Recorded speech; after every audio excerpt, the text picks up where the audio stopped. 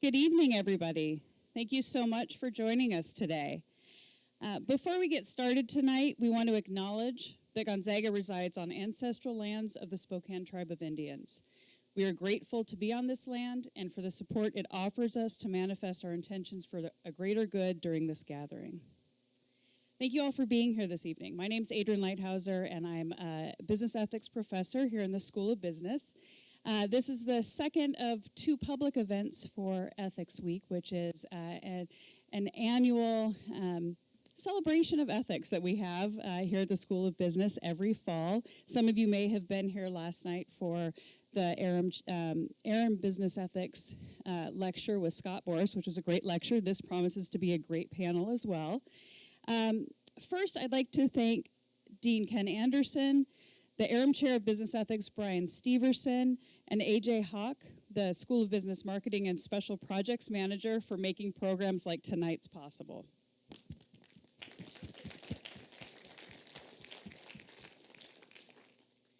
There are two groups that also supported tonight's panel. First, Gonzaga's Women in Business Club, which has members from majors across the university and aims to empower women to advocate for themselves and claim their workspace. They do this by offering guest speakers, professional development workshops, and networking opportunities. If you're interested either in membership or if you're a professional who would like to be a part of their programming, please go to the Gonzaga website and search for Women in Business Club. This program is also supported by the university's 19th and Counting Committee. In recognition of the ratification of the 19th Amendment for women's suffrage 100 years ago this year, we are facilitating ways to celebrate how far women have come and recognize the work yet to be done, which includes education about the true history of this effort, including the untold stories of women of color. Find out more by searching for 19th and Counting on the GU website, and if you see outside, there's some signage with some stickers and some other information you can grab, and also voter registration is out there. If you are not sure where you're registered, it'd be great opportunity for you to make sure you get registered. Now to the panel. I'll do a little bit of background first and then introduce this great group. The gender wage gap is likely a term you've heard before. Perhaps you've heard some of the statistics. Really common statistic is the idea that women's median income is around 80% of men's median earnings. We also know that figures like these vary significantly depending on race. That number is 62% for African American women and 54% for Latina women. To put this in perspective, equal pay day, if you've heard of equal pay day, the additional time a woman must work to equal a white male's annual salary is in April for white women. So that means for a woman to earn what the men's median salary was in 2018, she would need to work 4 more months before she reached that level. That date is in August for black women, and it's in November for Latina women. This, of course, is only a small piece of the story. Dig more deeply, and you'll find numerous factors that alter the situation a great deal. Full-time employment versus part-time, education skill level, industry, position level, etc. And the reasons for these pay gaps are complicated as well. Various factors cause a woman's career to stagnate. Work traditionally done by women is valued and then therefore paid less. And time out of the workforce for raising children, for example. These are just a few of the things that end up contributing to this issue. Hopefully our panelists here tonight will help us think through some of this and help provide solutions for how ethical leaders can close the wage gap. So, I said first a quick introduction, but it's hard to do a quick introduction with this group. It's a pretty accomplished group of women, and I hope that they'll be gracious with me for the editing I had to do so that I wasn't talking too much longer. So, first, to my right, we have Gloria Ochoa-Brooke. She serves as the Director of Local Government and Multicultural Affairs for the City of Spokane and is a member of the Mayor's Cabinet. Before her position with the city, she held a judicial services contract with the Spokane Tribe of Indians and served as Chief Judge for Spokane Tribal Court. In her current role with the City of Spokane, the focus of her work has been on criminal justice reform initiatives. Gloria was appointed to serve as commissioner for the Commission on Hispanic Affairs by Governor Gregoire in 2012 and was reappointed to a second term by Governor Inslee in 2015 and served as chair. She is also the founder and immediate past president of the Latino Hope Foundation and a board member for Numerica Credit Union. Next to Gloria is Laura Hemingway. She's a business lawyer who counsels clients in the areas of mergers and acquisitions, compensation, employee benefits, and corporate governance. She graduated from the University of Washington School of Law in 2000 and received a Master's of Law in Taxation in 2001. She returned home to Spokane after law school, where she's worked in a number of different places, including 3 law firms, 1 in-house counsel position, and earlier this year started her own firm. Her practice regularly involves advising companies on compensation and benefits programs, as well as governance issues related to such programs. Her practice has most recently been focused on employee stock ownership plans, helping companies become employee-owned through their ESOPs, and she also recently was elected to the board of directors for an ESOP company. Next, we have Erin Leiden. She's an investor, strategist, keynote speaker, and coach. Much of her work life was spent in Chicago, first as a fundraising executive and then as a private banker at J.P. Morgan. She received her undergrad degree in English literature and French from Bates, so you can have a liberal arts degree and have a really good career in business as well. She received her MBA in finance from Kellogg School of Management at Northwestern. More recently, she served as an independent corporate director for a technology company based in Denver and for a privately held brain health company in Chicago.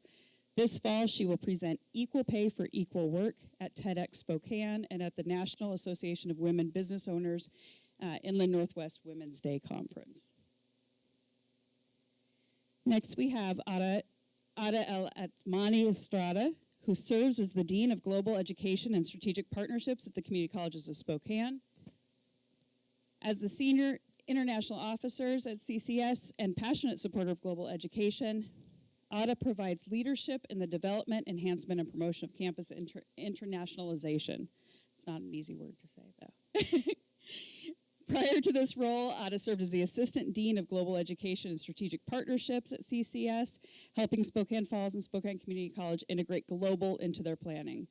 Ada also has served as a communications professor at the University of Louisiana at Monroe in the Mass Communications Department while working on university-wide student success and retention efforts for first-generation and marginalized students.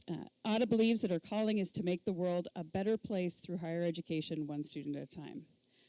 Last but certainly not least is Vanessa Waldrop, who's an assistant United States attorney for the Eastern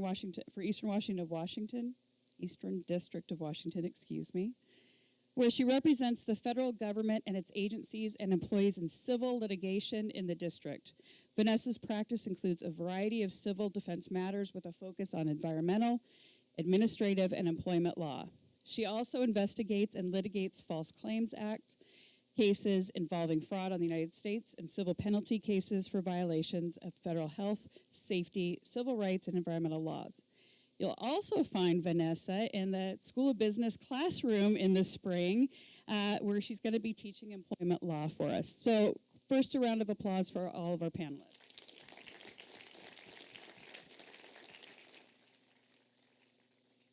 Thank you so much for being here. So as the woman giving the TED Talk on this issue, Erin, can you kick us off? Thank you, Adrienne. I am delighted to be here tonight. I feel like I'm on a college tour because on Tuesday of this week, I was at Northwestern at Kellogg, also speaking on equal pay for equal work. So it's wonderful to have another audience of the future leaders that we get to speak to. So let's talk about money because it's my favorite topic. Equal pay for equal work is not a new problem. In fact, I want you to roll back over 100 years ago. And when I start my talks, I show a photograph from the Library of Congress. And in it, you see a group of men that are surrounding a little cart. And inside the cart are some women. And these are the women who were campaigning for equal pay for equal work. And they were also campaigning for the right to vote. So this is an issue that has been in our country and among our women for many, many decades. It's also a problem that's not fixed. When you hear the statistic, 80%, 80 cents, that's the one you hear in the media over and over. And there's lots of noise in that number, but at the end of the day, you need to just know it's the magnitude. The magnitude is that when I do a job and you do a job, and it's the same job, I'm getting paid less. So tonight we're going to talk about the reasons for that. I break it into a pie because I like pie charts. And so in about 2/3 of the pie, you have things you really can't do much about. So it's where you live. If you live in Washington State, you're going to earn about 78 cents if you're a woman, compared to a man earning $1. It's your race. As Adrian already said, you're going to earn somewhere between 50 to 60 in the low 60 cents if you're Black, Latina, Native American. It's also your age. We know that women's earnings tap out in their early 40s. Men don't reach that until their late 50s and early 60s. And it's your education. You're doing something about your education, but in a few more years, you probably will be done with that too. You might think that the more educated you are, the smaller the wage gap would become. And in fact, there's an inverse relationship. Men with bachelor degrees, on average, are paid more than women with master degrees. So that's on one side of our pie chart. Tonight, I think we're mostly going to be talking about the other side, which is a much smaller sliver. It's about 1/3 of the pie. And these are the things we can do something about. So it's policies and biases in corporate America, as well as in the companies you may work for if you don't take that route. It's motherhood penalty, which is a very common word that we see in the media. It's occupation segregation. That's the job you choose to do or the job that you're sort of funneled into doing. So these are some of the main reasons that women are paid less. And so we're going to talk about those tonight. I'm going to hand it back to Adrian, and you can take it from there. Well, I think where it makes sense to get started, thanks so much, Erin, for framing that for us. I think it would be great for some of the panelists to start with sharing some of their own experiences of where they've encountered those obstacles, where they saw it, where they discovered it after they were already in the position for a while. So we'll start off with some personal stories and then start getting to the what we can do about it.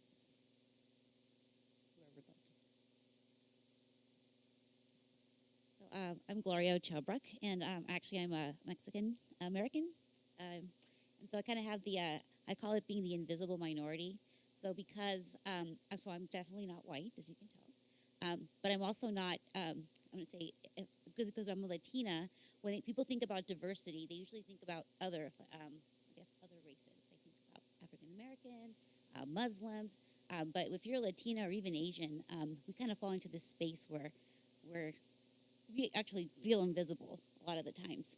And then when you put that intersectionality of not only being a Latina, but then also a woman, where I've personally experienced, I'm going to say, being treated differently and not being given work that I would like to do is because there's an assumption of incompetence, that I can't handle certain work, that specifically in the law, there's certain, I'm going to say when I was in private practice, I had a lot of, I served on a lot of boards, and I had a lot of business people that I work with, and I actually had some of these male business people tell me that, if I could refer them to a lawyer because they wanted someone that, a man that could handle their very important work. I could represent their children when they got in trouble in court or some other minor things, but they did not trust me with their very important business matters. And so I think there's just this overcoming this, the assumption of incompetence, having to really prove yourself. And so in any profession that you have, there's going to be work that's valued higher. And as a woman, you find that you have to fight really hard to get put in those assignments because there's like a tendency to put women in jobs that are more women's work, is what traditionally it's called.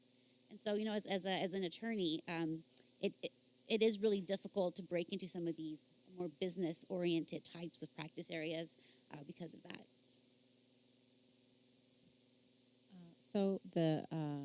First of all, I'd like to say I'm really happy to be here.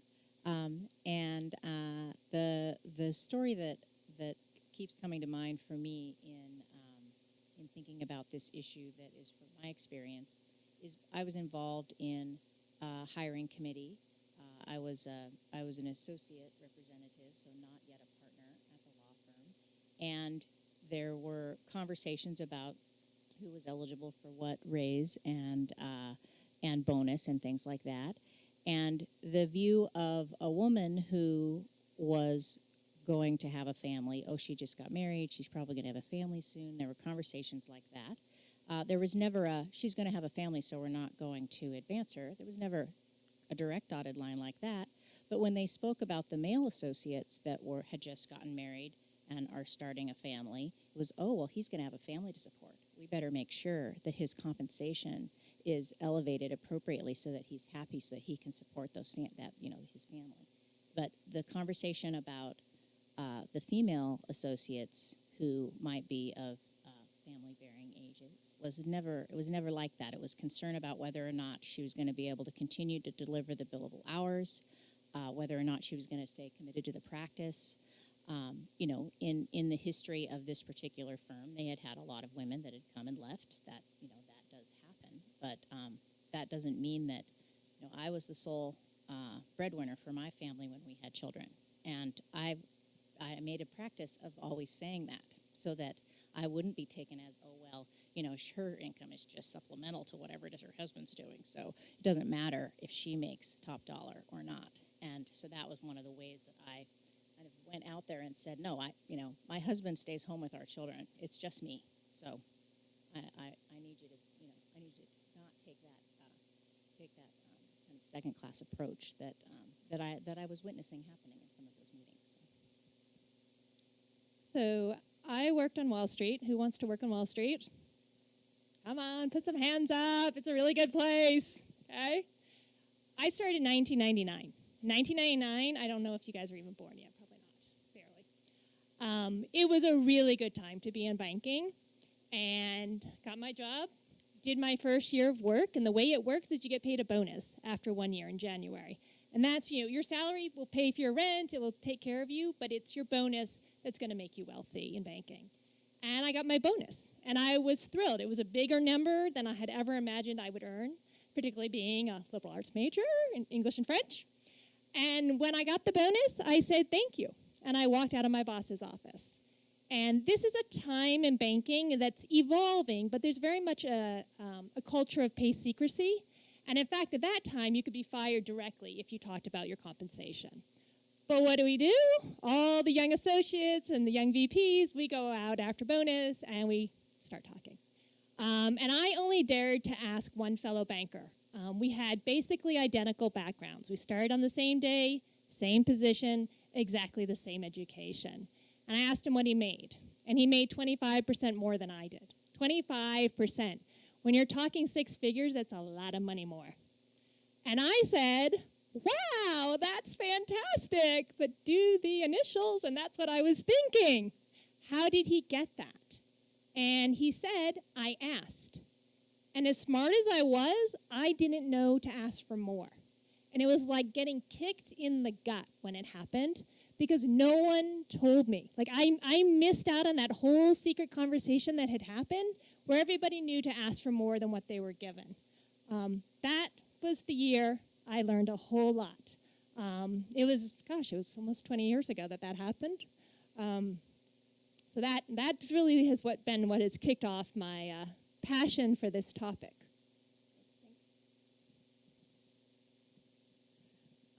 So I was born and grew up in Paris, France, and the year I realized that, had the same realization was in 1999. I graduated from the University of Paris in business, and right after graduating, I worked at a company in the LVMH group, and I was a branch manager, and at the time, I was supervising a group of 10 people, and I had a performance evaluation at the end of the year, and we had some set goals with what would be next, in my career at the time. And when I sat with my supervisor, I was told that, and this is when I felt that I was different, that the position would be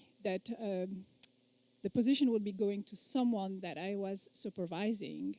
We met all the benchmarks, everything went according to the plan. And this is when I actually realized that if that happened at the time with that company, it will happen again. And so I decided, no, thank you.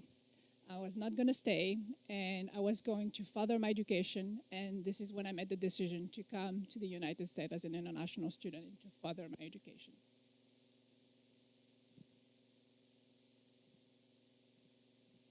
So again, I'm Vanessa Waldruff, and I'm really happy to be on this panel.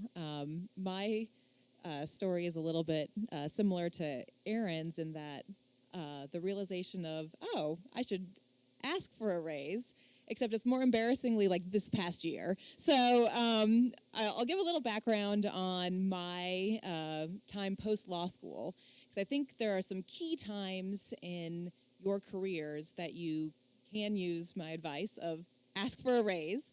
And that big time is right when you get a job. That's when you have a lot of power to negotiate. It's after a performance evaluation, or it's after a kind of pretty big accomplishment that you've achieved. So those are all really good times. Or it's when you get another job, but you want to keep your job, and then you try to get one there. But post-law school, I went to a large law firm that had lockstep salaries. So that actually was very easy. I didn't have to ask for a raise. I knew that what I was receiving was the same amount as all of my colleagues. And we also had a clear bonus structure, where if you worked a certain number of hours, you would bonus out at certain amounts. So I did good. First job, I did all right. And then I moved to the federal government. I clerked for a district judge. And in government service, your compensation structure is based a little bit more on your years of experience. So I researched that. I figured out that I was being paid the amount that I was entitled to. And sometimes you might have wiggle room, but I was so honored that I got a federal district court clerkship that I'm like, I'll take whatever I can get. And I think that was the right amount. Then I went back into private practice, and I was moving to a totally different field. I was no longer in the lockstep large firm, but I was in a regional market here in Spokane. So I had to do extensive recon on what is an appropriate salary. How can I value my experience and negotiate for the right amount? So that's hard, because you don't always have that information, and that information imbalance is often used to an employer's advantage, to not providing you the max that they would provide. So I would encourage you, whenever you are offered a job, always ask for more. And they can say no, and then that conversation's over, but then you've tried. And sometimes they'll say yes, and a lot of times they'll kind of split the difference. So I always ask for double what you want. But my next experience is I went back into government, and this time it's still based on years of service. And if you go into government work, it's really important to understand how to calculate your years of experience, because how you get in and what base level rate is then the baseline. I mean, that's really the rate anywhere, but in government work especially, for step increases, for any cost of living increases. So it's really important for what that first salary is. So I was pretty proud of myself. I did my work. I advocated that, I'll start in July versus June, because then I'll be at 7 years of experience versus 6 years, and that really helps me start at a better baseline. So that was 7 years ago. During that 7 years, I never thought once to ask for a raise. I just kind of figured I'm getting my cost of living increase, my 1.7% or something, and surely that's, I guess, all I should be getting. And this last year, one of my supervisors came in and told me, congratulations, you're getting a big raise. And I was like, oh, good for me. I'm doing a good job.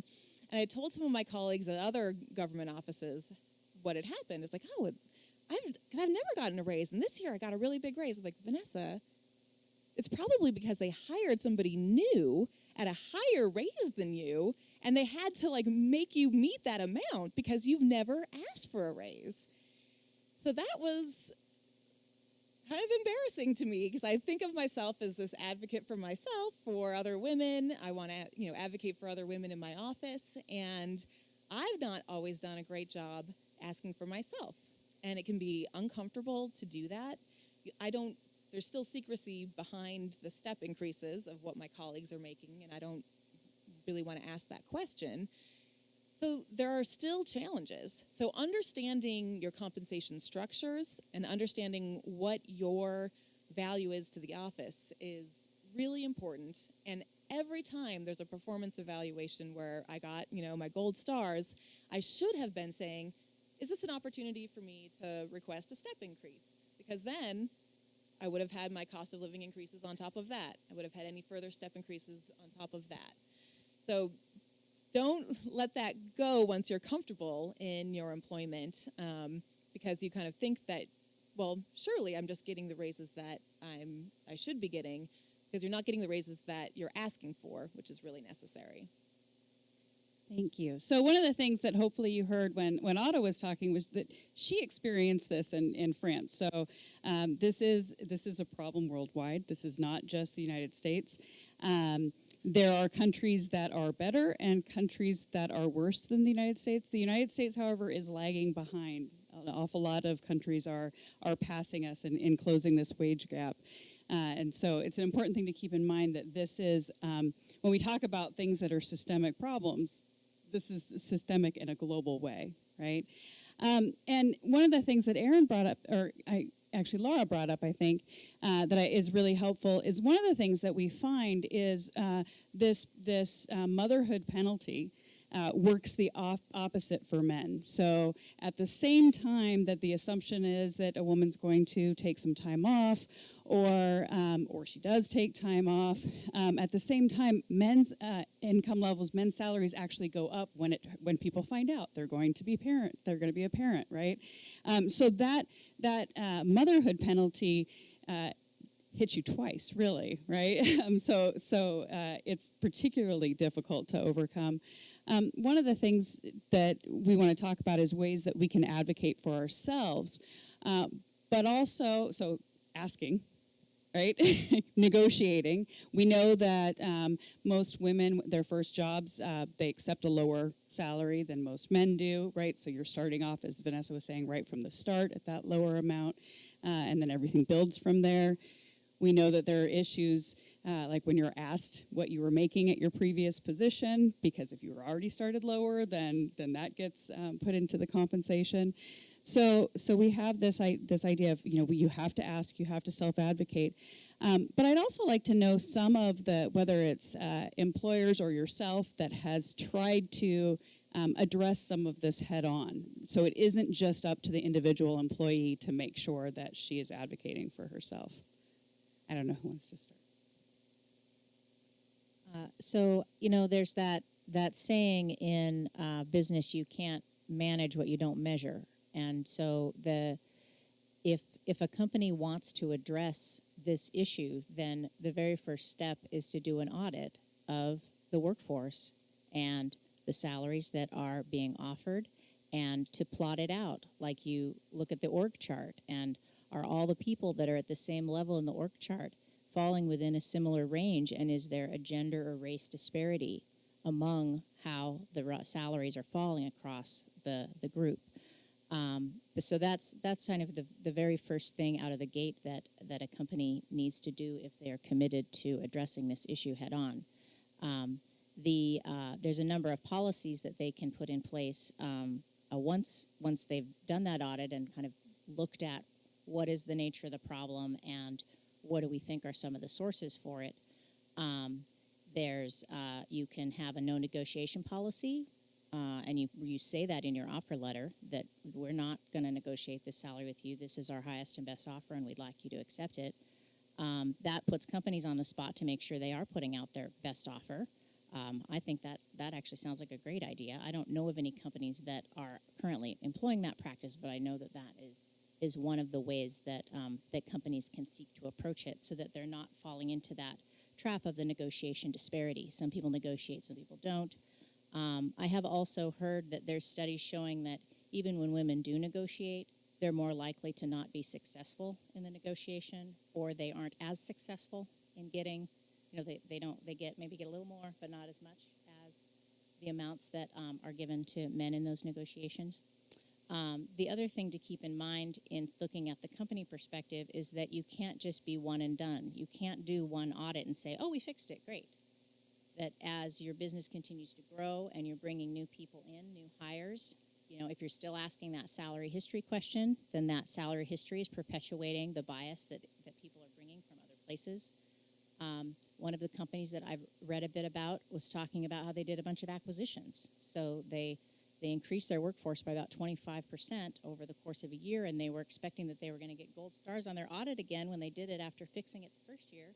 And no, they didn't get a gold star because all of the people that they had brought on over that year had, you know, continued to drag the numbers back again. So they had to readjust again. So those are some of the things that companies can look at doing to address it. Not asking about salary history, having a no negotiation policy, making sure that they're measuring it. You've got to look at it. You can't understand how to possibly stop it from happening if you don't actually look and see, is it happening, and to what extent and where, and then let's talk about trying to find the why. I think you make a really good point because you can't fix what you don't know.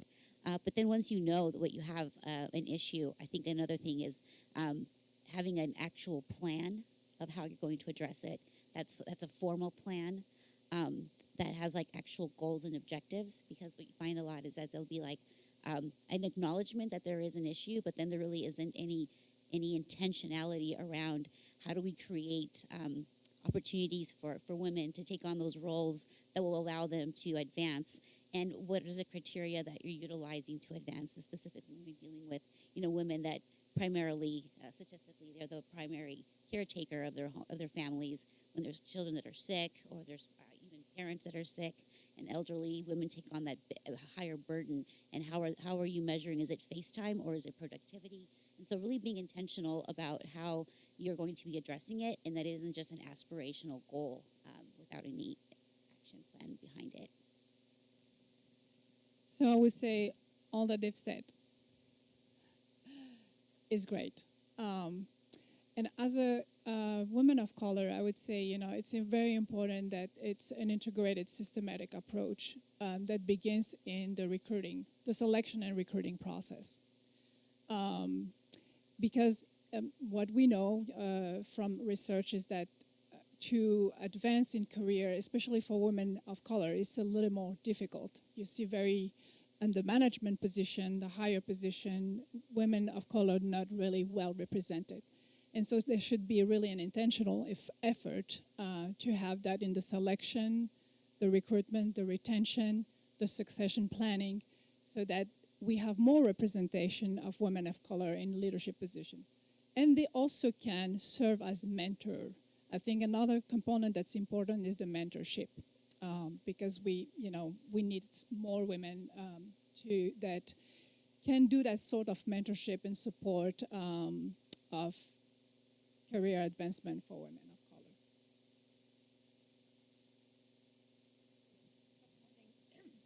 One of the things I'd like to bring up, because we're in Washington State, and it's important for you to know this, is that Washington is leading this country on equal pay laws. And so we should be very proud of that, no matter what leanings you are politically. Our next door neighbor, Idaho, and I literally live 500 feet from the border of Idaho, so I spend a lot of time over there. They are operating with laws that are from 1963. That, you know, their minimum wage is $7.25, and women, 7 out of 10 minimum wage workers in America are female. Here in Washington, it's $12, and it continues to step up. We also, not me personally, but our legislature has also passed legislation that says asking for your salary history as of this summer is illegal. That is an enormous step forward, because women know that 1 year out of college, so take you, you start out the same firm, you start out the same salary. A year later, the man is going to be earning 7% more. And so if every time you go for a promotion, every time you change a job, you have to write that salary number down, very quickly women get behind. And it compounds over an entire career. So we know that for white women, it adds up to about $500,000 over a career because they have to keep having a lower salary that they carry forward. For African American women, it's about $900,000. So it is a major impact to the wealth and security in this country for women that they start out from day one out of college very quickly behind. To follow on that point exactly, it's not just the salary, although the salary is key in that oftentimes your bonus is measured as a percentage of your salary, your retirement contribution is a percentage of your salary, your raise is a percentage of your salary. So that salary is critical. But oftentimes, when a company does one of those comprehensive audits, another thing they have to look at is not just salary, but is the promotion practices. And you'll find that companies will look at that and see that, on average, a male associate is getting promoted every 18 to 24 months, but for women, it's more like 30 to 36 months. And so you push that out 10 years, and the male counterpart is going to be much more advanced than the woman who started at the same point, even if with the same salary, if you just look at the promotion part of it. So it becomes this compounding snowball, which I think is part of why you see that in the upper, when you get further into your career, the disparity is, it's worse. It's just as bad. So maybe there are a couple of terms that we often use that you can dive into a little bit more, right? So we talk, for example, about the motherhood penalty. And often, when you read about the motherhood penalty and you look at it in popular press, it's like, well, it's her choice. She decided to have a family. Should other people have to pick up the work because she decided to start this family, right? So speaking a little more, unpacking a little more about the motherhood penalty would be wonderful. And also the difference between equal pay for equal work, which is a particular kind of rule, and pay equity that maybe spans different sorts of positions that aren't comparing apples to apples, but are still ways that we can work on addressing the wage gap. Certainly talk motherhood penalty. Got penalized twice. So just for statistics, one of the numbers is 4%. So for every child that a woman has, she's stepping back 4% in her compensation. And as was mentioned earlier, men receive a boost, and that boost on average is about 6% when they become dads. So we often talk about pipelines with this issue, and so it's that pipeline going down for women and up for men, which is hard to do in a microphone. So motherhood penalty, absolutely, it's a choice to start a family. What's interesting in America is that other than Papua New Guinea and a couple other really teeny countries that are third world, we are the only country that does not have a federally mandated leave policy for families. And you need to know that. That's not normal. Now, there are some countries around our world that will give you a year off or even longer. France, exactly. There are many that will give you 4 or 5 months. The Bill Gates and Melinda Gates Foundation, they've done a lot of research on this. They've actually implemented policies on family leave, and they've pulled back on them. But what has come out from all the research is somewhere between 4 to 6 months is that sweet spot that a family needs to bring in a new child, whether that's through adoption, it's through motherhood. You need time to bond with that new child. We don't provide that. So what has happened is that states are doing this piecemeal, and we see it around the country. There's a tremendous amount of legislation right now to support having states do their own family leave policies. And again, Washington is leading that too. If any of you are working, we certainly all are, we're starting to see a little tax that's coming out of our paycheck that just started this year. That's going to pay for family leave for all of us. And that's a critical component to be able to have job security. We have that through the FMLA Act. You can take your 12 weeks off and come back and do the same job. You won't get paid, but now because of the Family Leave Act in Washington, you can take those 12 weeks and you will continue to be paid, not at your complete salary, depending on what you're earning, but at a wage that you can live on during that time.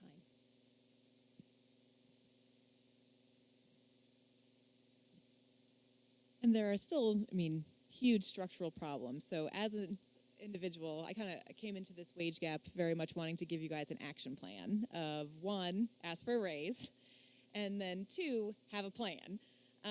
So I had my children both after law school, and it was really important that I kind of understand what the compensation structures were at the firms, and then I had my second at the government for taking leave.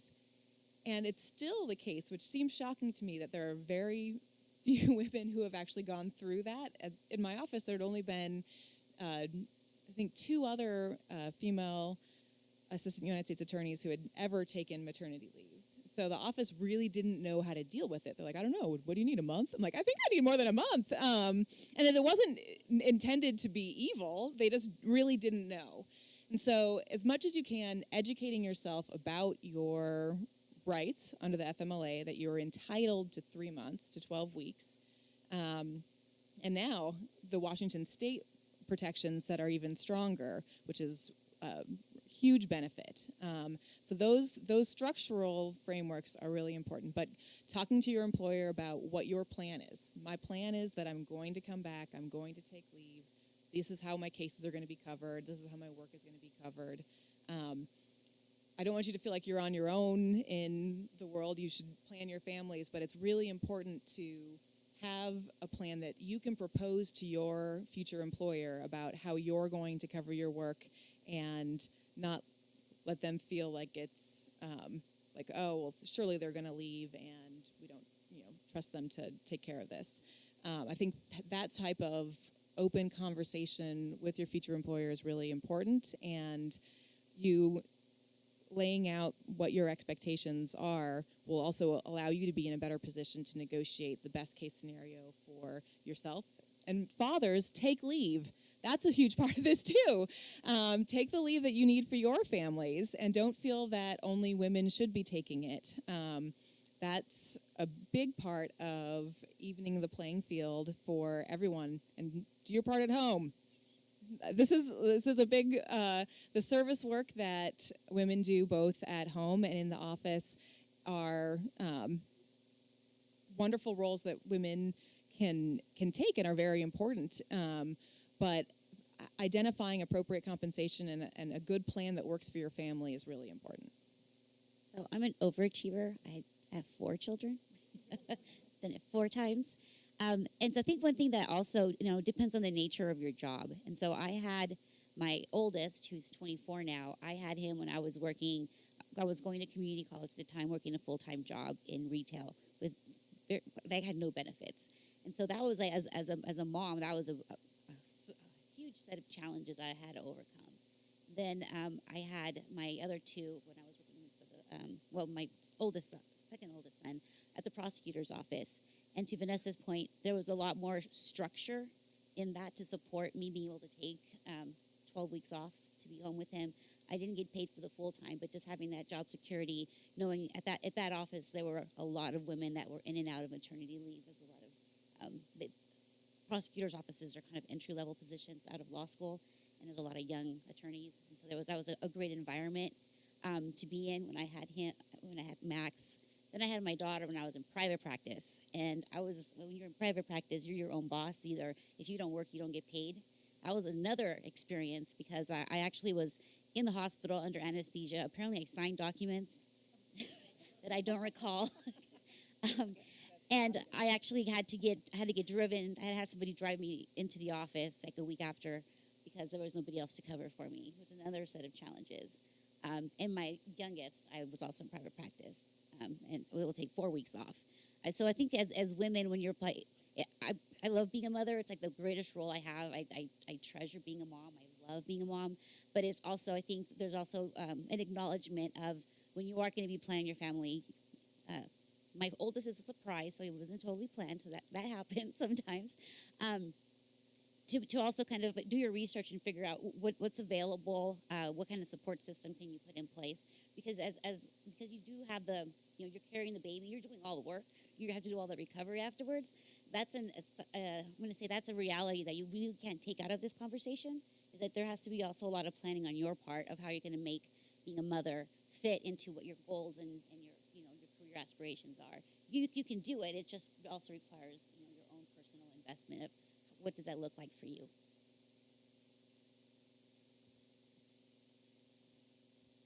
So I think that having more and more men take leave is definitely helpful for this issue.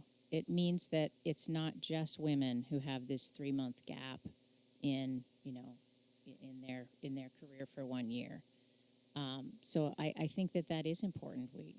It takes I can't imagine how hard it would have been if I was a single parent, and I was so appreciative of the fact that my husband was able to be with me and be so involved in my children's life. So I would just encourage all of the men in the room to look forward to taking that leave too, because that's good for your wives, and that's good for women in the workforce as well, to level that playing field and make the experience a little bit more similar. The other thing that I wanted to mention is this issue of women doing a lot of the ministerial tasks in the office, similar to the housework at home. I've heard it called office housework. More often, women get assigned the tasks that are the office housework. They're the ones who notice that the kitchenette is a mess after lunch, and so they spend 10 minutes making sure that the dishwasher gets loaded and things like that. A lot of offices have somebody who's assigned to that task, but there's a lot of offices that don't, and it just gets kind of picked up by people around the office. More likely, it's going to be the women that notice that and do that, and that means that that's a little less time that they're spent delivering on their sales goals or showing up at the boss's FaceTime, getting FaceTime with the boss. So those are the kind of things that are other systemic reasons that I think lead to this gender pay gap that we see in the research, and it's not an easy issue, and it's not something that can just be solved by saying, okay, we're going to audit and we're committed to correcting it once we see what the results of the audit are. So I think it was Salesforce did this a number of years ago. They had 25,000 employees, and it cost them $3 million to bring the women up to where the men were after they did the audit. And then this was the same company that I referred to earlier that went back a year later and thought they were going to get a gold star, and they'd actually increased their employee population to 30,000, so they had 5,000 new employees. And when they did the audit again, it cost them another $3 million. So if companies are embarking on this endeavor, which I think that all companies should, they need to be upfront right away from the beginning and say, yeah, well, once we see the results, though, we're going to react to them. Because if you don't react to them, then you're just creating risk of liability and lawsuits and things like that, which is another conversation for another day. So, as I mentioned at the beginning when I was introducing you all, and I had to read those paragraphs because there were so many things you were involved in, and that was maybe a third of what everybody sent me of the things that you were involved in, and recognizing this idea of the office housework thing. I've heard that often women say yes to a lot of things because that's one of the ways that they're trying to get that step up and to bridge that gap. So I'm interested in both where you've experienced that, but how you've done it saying no. I've been working on this a lot, and kind of noticing in office settings like meetings, well, I want to be a value add to this meeting, so I'll offer to take notes.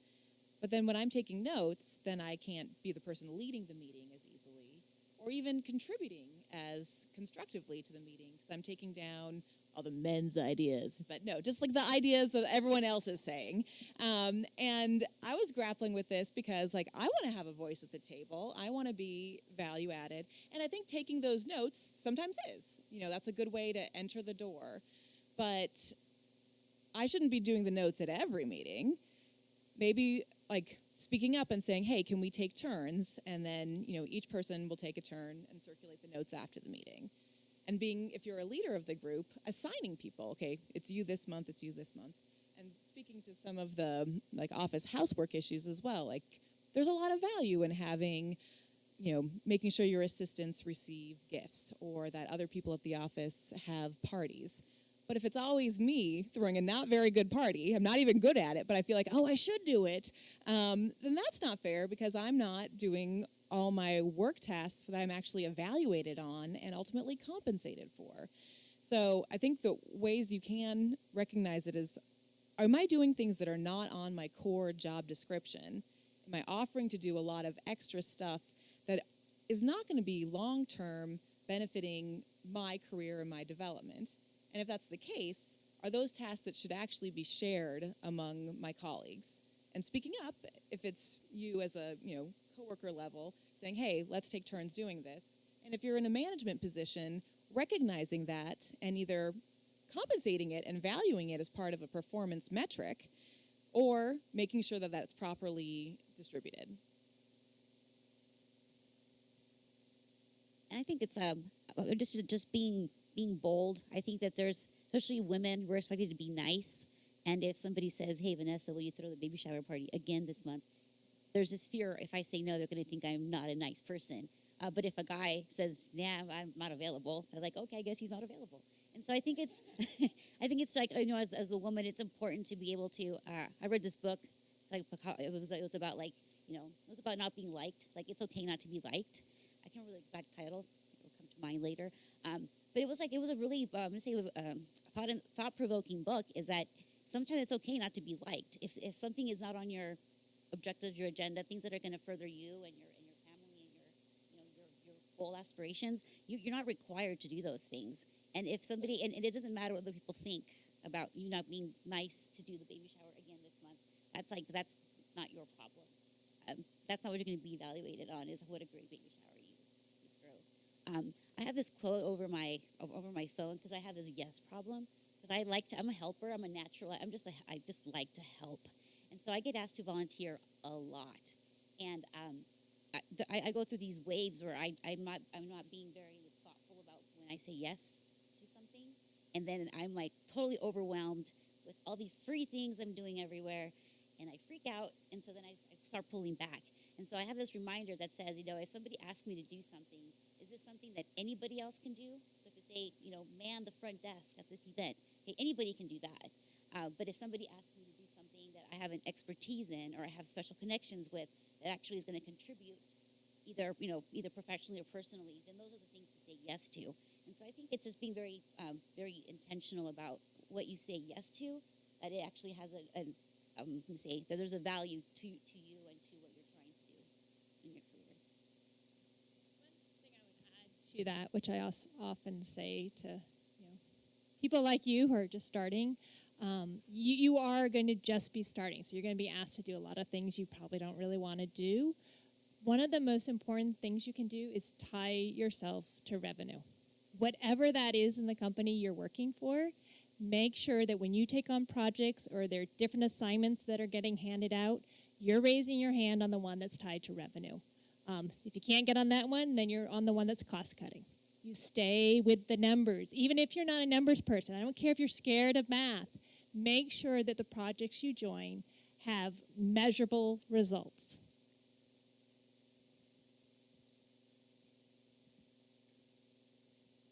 So we just have about 5 minutes left.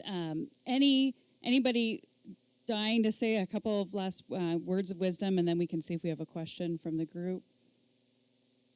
Nobody's okay. Any questions?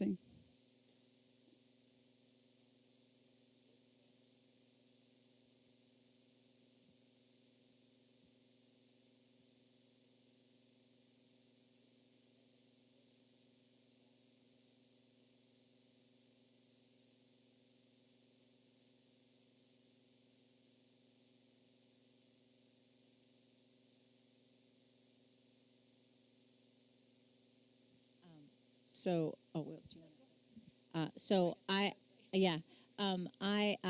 I think that one of the things that you can do as somebody who's just starting and just having those first interviews for the beginning of the career that the path you want to get on, is to ask companies about it.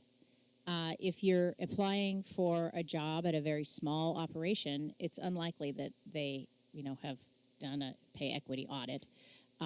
Or that this is really on their radar. But when you get up to the larger employers, they really should be thinking about this. This should be on their radar. There are state laws mandating that companies are paying attention to it. Diversity is showing that diversity in the boardroom results in better company performance. all across the board, diversity is something that corporate America is focusing on. And so don't be afraid to ask those questions about, have you looked at gender pay equity? Do you have any policies that you promote to or that you follow to promote diversity and make sure that there's equality among people in the workforce here at your company XYZ? So I think asking that question, one, it's going to be very telling to you as to the reaction as to whether or not that's a place that you really want to get excited about working for, or if perhaps you don't because they are caught flat-footed and don't really have anything good to say to that kind of a question. So I think that's one starting point.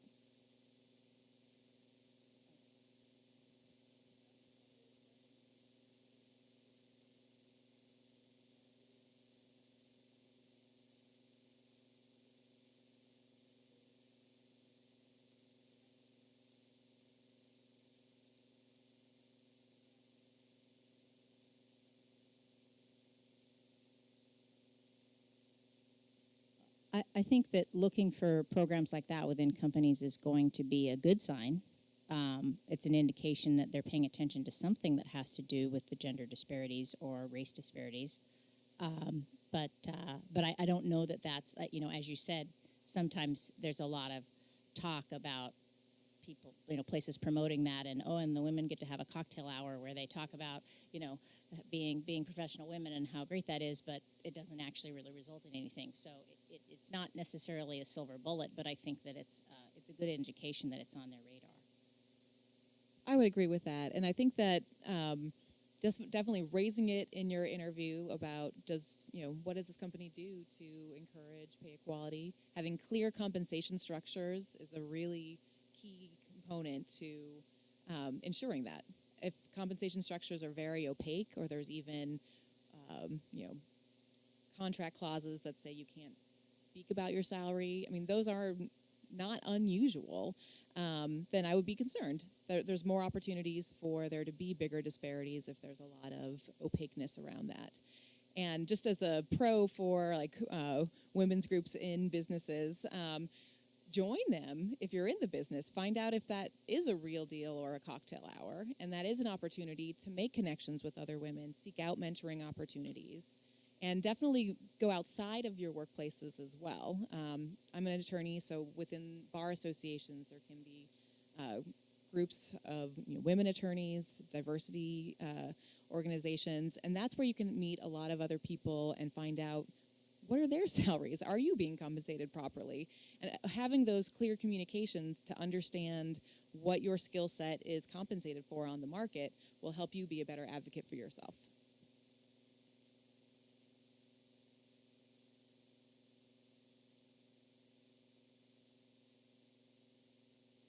So I had a 2-point plan that I always want to give. So the 1-point plan is ask for a raise. And then 2 is don't work for free. So say, and that's more complicated than that, but that's my catchy thing, of make sure that what you're doing is there's a compensation structure for it, or that it's a specialty skill that you're developing and valuing. So ask for that raise and don't work for free. Yeah, let's give the panelists a hand.